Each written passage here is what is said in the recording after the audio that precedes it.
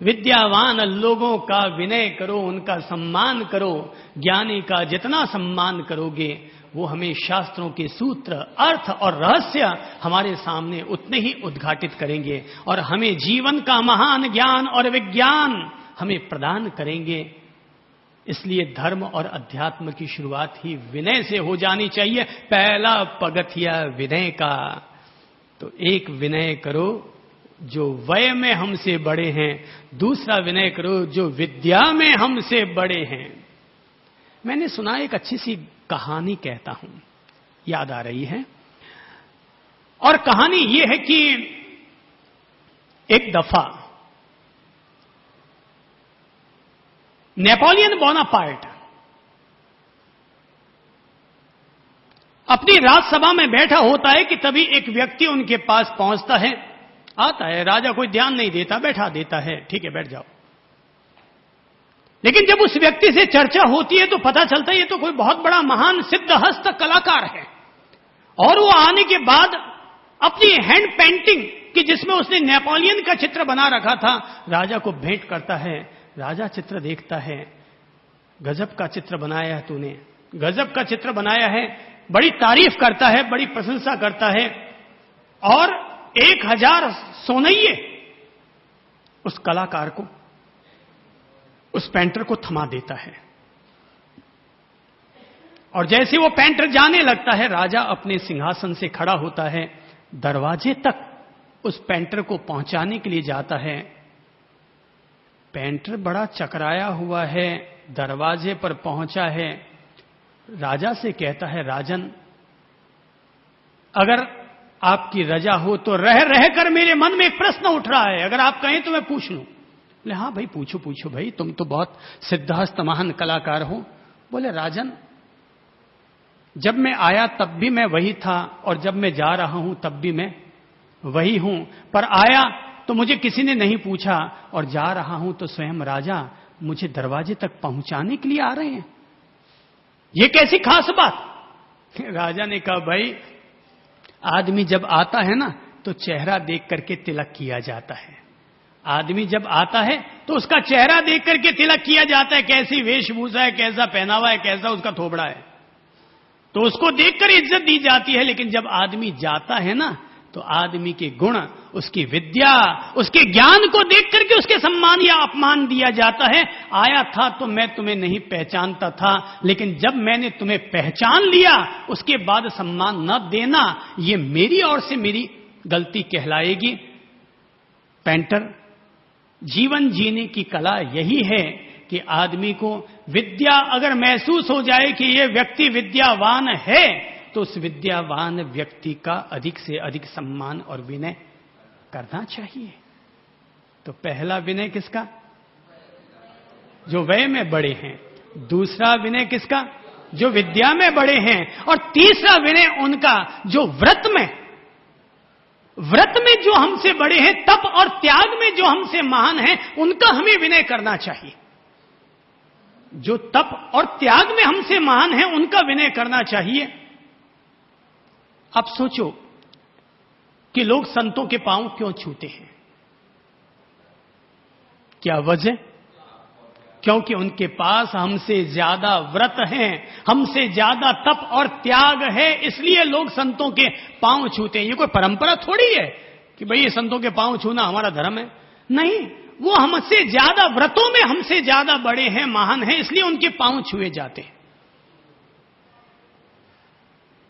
एक दफा जब मैं गांधी मैदान जा रहा था तो मैंने देखा कि एक बुजुर्ग, उम्र होगी तकरीबन 84-85 वर्ष की, तो हम सभी लोग चल रहे थे कि अचानक वो बुजुर्ग हमारे करीब से गुजरने लगे। उन्होंने जैसे ही हमें देखा अपना स्कूटर रोका और वो चिल्ड्रन पार्क है ना, उसके बगल से हम लोग गुजर रहे थे, वहां अपना स्कूटर रोका, नीचे उतरे, घुटने टिकाए, दोनों हाथ जोड़े और अपना माथा मेरे पांव में रख दिया। मैं उसको देखकर करबद्ध हुआ, उनके सामने झुका और मैं उनको यह भाव रखते हुए प्रणाम करने लगा, अरे वाह रे हिंदुस्तान, ये तेरी कैसी श्रद्धा है कि लोग अपने सामने किसी व्रती और तपस्वी को, किसी संत को देखते हैं तो एक 85 वर्ष का बुजुर्ग व्यक्ति एक 40 वर्ष के संत के सामने इस तरह से नतमस्तक होता है। तो मैं अपने संतों से कहने लगा कि प्रणम्य अपन लोग नहीं हैं, प्रणम्य इस बुजुर्ग की श्रद्धा है कि जो इस चलती सड़क पर अपने स्कूटर को रोककर और घुटने टिका करके अपना माथा नवा रहा है, ये इसकी श्रद्धा प्रणम्य है। आदमी जब भी अपने से ज्यादा व्रती को, गुरु को, त्यागी को, तपस्वी को देखेगा, प्रणाम करने के भाव पैदा हो जाएंगे। तो सम्मान करो, विनय करो, 3 लोगों का विनय करो। व्रत में जो हमसे महान है, वय में जो हमसे महान है, विद्या में जो हमसे महान है, इन 3 लोगों का विनय करो, सम्मान करो, इनकी पूजा करो, क्योंकि इनकी पूजा करने से हमारे अहंकार टूटेंगे, हमारे कर्म कटेंगे, हमारे कषाय कचरे हमारे जीवन से अलग होंगे। कितनी बड़ी बात है, हमारे पूरे देश में मूर्तियां पूजी जाती हैं, सारे देश में मंदिर पूजे जाते हैं, हर गांव में 10-5 मंदिर तो जरूर होंगे, छोटे से छोटे गांव में भी। अरे और कोई मंदिर हो या ना हो, पर महादेव जी का, राम जी का, हनुमान जी का, अरे कहीं ना कहीं गोगा जी का, भोपा जी का कोई ना कोई मंदिर तो होता ही है। कितनी बड़ी बात है कि लोग पत्थर की मूर्ति को भी पूजने के लिए तैयार हो जाते हैं। ये क्या है? ये पूजा क्या है? ये विनय है, ये ईश्वर के प्रति, ये देवताओं के प्रति, ये गुरुजनों के प्रति होने वाला विनय है। और विनय है तो उनको वापस प्राप्त भी होता है। विनय धम्मो मूलम, विनय ही धर्म का मूल है। विनय करो भाई, विनय। नय का मतलब होता है ले जाने वाला। विनय अर्थात हमारे अहम भाव को कहीं तिरोहित करने वाला, हमें समर्पण के रास्ते पर ले जाने वाला, ज्ञान के रास्ते पर ले जाने वाला मार्ग। झुकना चाहिए, आदमी को हमेशा झुके हुए रहना चाहिए।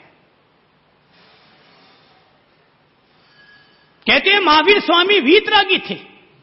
महावीर स्वामी वीतरागी थे, घरवाली को छोड़ आए, बच्ची को छोड़ आए, मां बाप को छोड़ आए, राजमहलों को छोड़ आए, पर अपने सामने जब एक विनयशील शिष्य को देखा, गौतम को, तो भूल गए अपनी भगवत्ता, भूल गए अपने केवल ज्ञान को। और हर समय महावीर भी एक ही व्यक्ति को बुलाते हैं, ओ भाई गोयमा गोयमा गोयमा करते रहते हैं, अर्थात हे गौतम, हे गौतम, गौतम गौतम करते रहते थे। अर्थात विनय वो रास्ता है जो किसी केवल ज्ञानी और वीतरागी व्यक्ति को भी हमारे प्रति आकर्षित कर सकता है। विनय के जरिए हम एक केवल ज्ञानी, एक सर्वज्ञ व्यक्ति को भी अपने प्रति आकर्षित कर सकते हैं। विनय में इतनी बड़ी ताकत है। अकड़ से तो आज तक किसको क्या मिला है मुझे तो मालूम नहीं है। मुझे तो अब तक केवल एक ही लाइन का ज्ञान मालूम है, और वो एक लाइन का ज्ञान ये है कि बाहुबली 12 वर्ष तक साधना में खड़े रहे, पर उनको परम ज्ञान नहीं मिला। और तब उनकी 2 बहनें ब्राह्मी और सुंदरी आकर बाहुबली से कहती हैं, वीरा मारा गज थकी उतरो, गज चढ़िया केवल न होई रे। अरे मारा वीरा, हाथी से नीचे उतरो।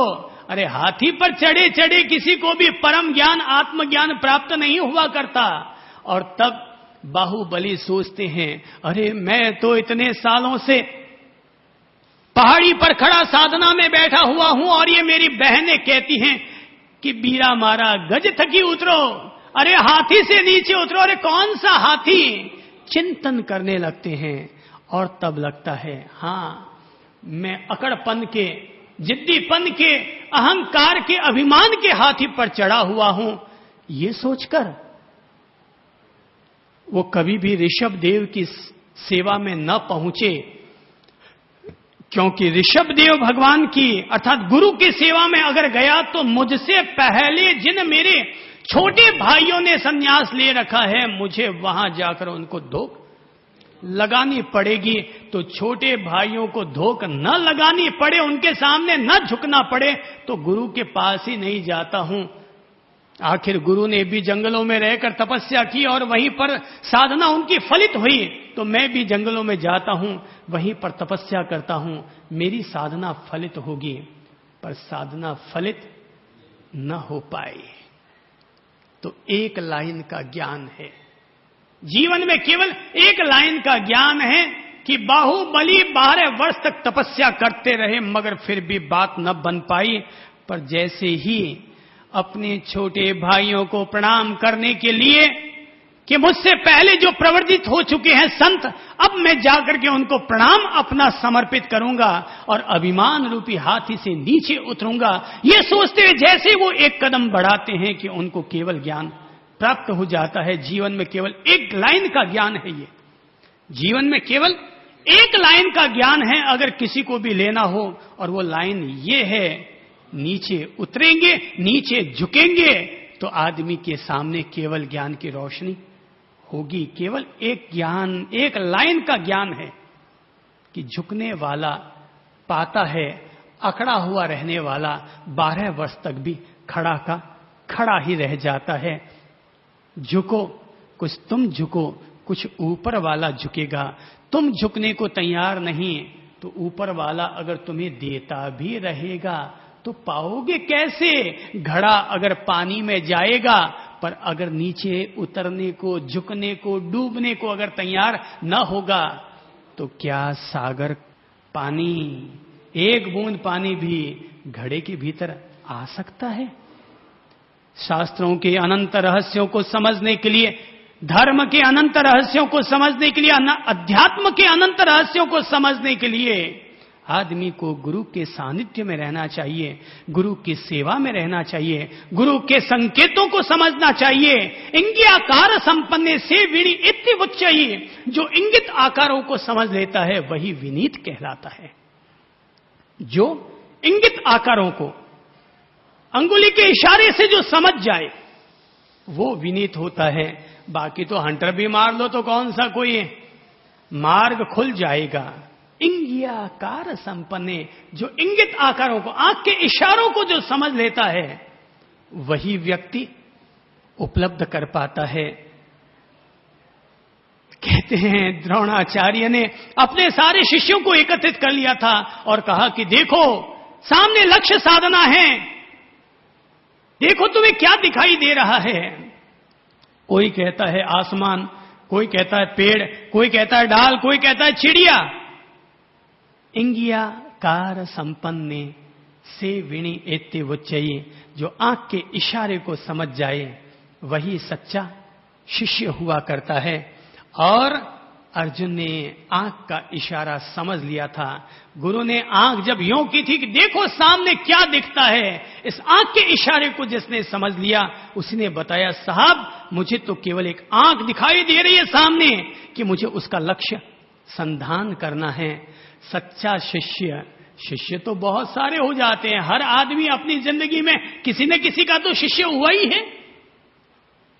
मां के पेट में तो अपन कोई कख सीख के नहीं आए, 12 खड़ी सीख के नहीं आए, बाद में सीखा है, तो कभी न कभी किसी न किसी के तो शिष्य बने ही होंगे।